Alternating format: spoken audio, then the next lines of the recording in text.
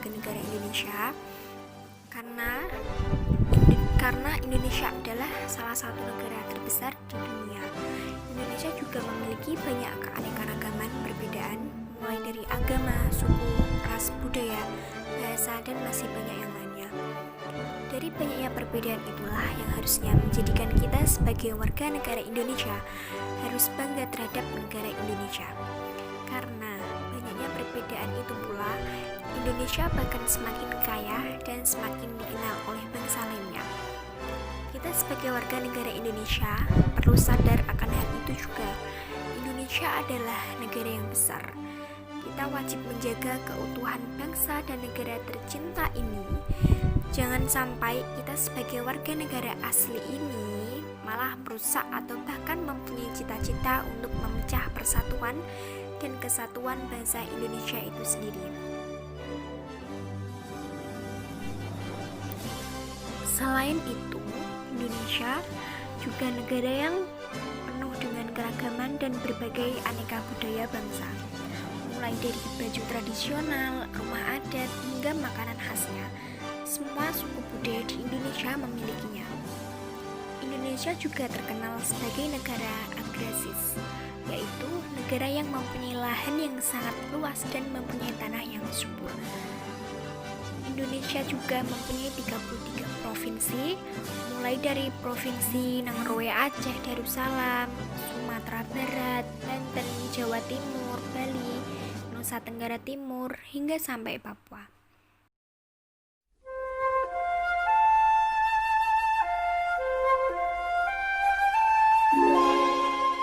Inilah Indonesia, negeri bersahaja yang terjalin dari 17.000 lebih gugusan kepulauan, membentang bagaikan untayan batu zamrud. Kondisi geografis Indonesia yang berada di kawasan Ring of Fire membentuk keunikan kontur pada setiap jengkal wilayahnya. Indonesia tanah air beta,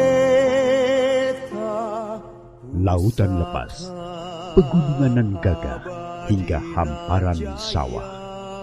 Inilah Indonesia, rumah bagi 1.300 suku dan etnis yang menuturkan lebih dari 700 ragam bahasa. Semuanya terbingkai dalam keragaman budaya. puja bangsa.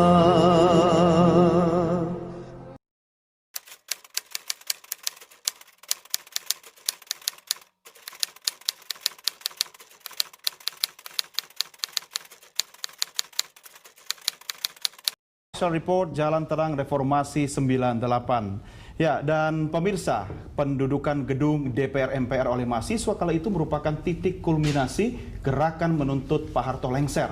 Penguasa Orde Baru itu sepertinya tak punya pilihan lain.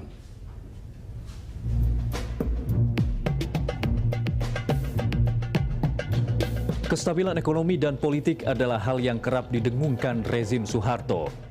Ideologi pertumbuhan ekonomi yang ditopang utang luar negeri menjadikan Orde Baru sempat memasuki masa keemasan hingga dijuluki macan Asia.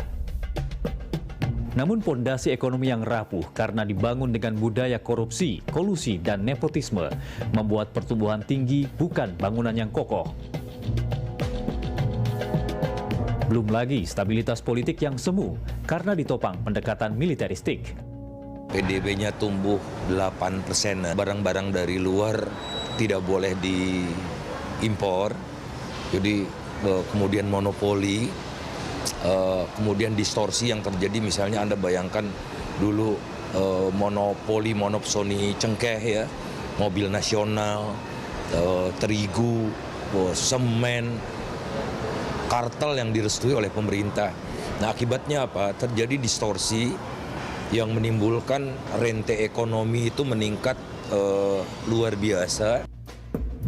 Kejatuhan rezim Soeharto setelah berkuasa 32 tahun tanpa jeda diawali krisis moneter pada Juli 1997. Saat itu mata uang rupiah terus terpuruk hingga Rp17.000 per dolar pada 22 Januari 1998. Krisis ini membuat pertumbuhan ekonomi Indonesia menjadi 0%. Utang luar negeri per Maret 1998 mencapai 137 miliar dolar Amerika Serikat, sementara cadangan devisa tinggal sekitar 12 miliar dolar. Pemerintah Orde Baru pun terpaksa meminta bantuan IMF dengan menandatangani Letter of Intent pada 15 Januari 1998 di kediaman Soeharto. Namun bantuan IMF tak juga bisa memperbaiki keadaan. Harga bahan kebutuhan pokok terus melonjak sehingga menimbulkan keresahan sosial yang luar biasa. Rakyat mulai menyalahkan pemerintah yang korup sebagai biang keladi. Tak hanya soal perut, pelanggaran HAM dan gaya militeristik Orde Baru menjadi hal yang terus didengungkan para demonstran. Kemarahan, kebencian, ya, dari mulai yang sinis sampai yang betul-betul marah gitu. Nah itu muncul di 98 itu. Ya. Nah momen terpentingnya adalah memang krisis moneter. Periode 12 hingga 20 Mei 1998 menjadi periode sangat menentukan perubahan politik. Saat itu demonstrasi mahasiswa semakin meluas dan masif, hingga terjadi tragedi Trisakti. 4 mahasiswa Trisakti tewas ditembak.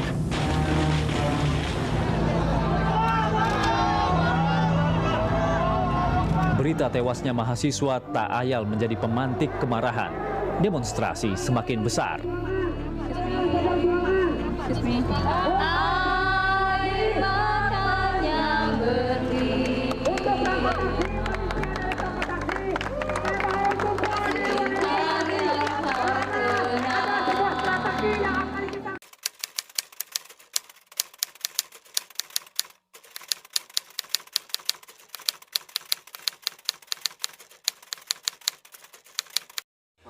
Pada saat itu saya masih berusia 22 tahun.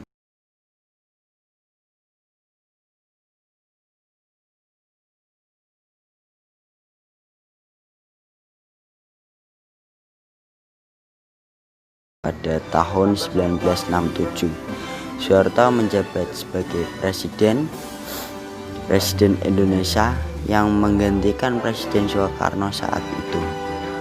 Berpuluh-puluh tahun menjabat, Presiden yang dijuluki sebagai Bapak Pembangunan itu mampu menjaga stabilitas negara. Tapi ya saat memasuki tahun 1998-an, kepemimpinan Soeharto itu mulai goyah. Saat itu juga ya demonstrasi dan keseruan merapi di mana-mana. Saya pernah dengar dalam buku sejarah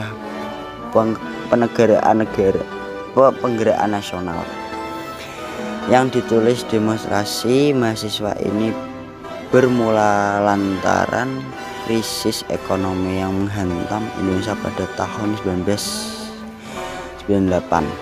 Pada saat itu rakyat pun mulai sudah berkuasa selama 32 tahun dan para warga juga sudah menganggap Soeharto itu mampu lagi mengatasi krisis. Istana Jakarta tersebut, Soeharto menyatakan secara resmi meletakkan jabatan Presiden Republik Indonesia setelah 32 tahun lamanya. Istilah mengunduri diri Soeharto. Istilah pengunduran diri Soeharto itu yang kemudian dikenal sebagai lengser Keprobon. Apa itu ya? Keprobon lah. Ya kurang lebihnya ya seperti itu.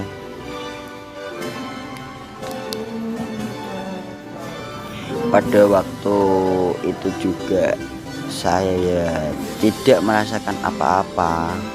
Karena waktu itu tempat tinggal saya ya jauh lah dari Jakarta. Jadi saya tetap bekerja keras walaupun saat itu ada cerita seperti itu. Dan semoga di tahun ini, di presiden ini tidak ada kendala-kendala seperti itu lagi. Dan aman saja, tidak ada kerusuh-rusuhan terjadi lagi. Pesan yang terhadap warga Indonesia, semoga tidak pada jahat atau melakukan kejahatan ya. Tidak pada korupsi dan tidak merugikan diri sendiri. Dan untuk anak-anak muda tetap semangat walaupun ada kendala sedikit yang kalian alami saat ini, kendala COVID-19 ini. Tetap semangat dan juga putus asa. Sudah itu saja, terima kasih.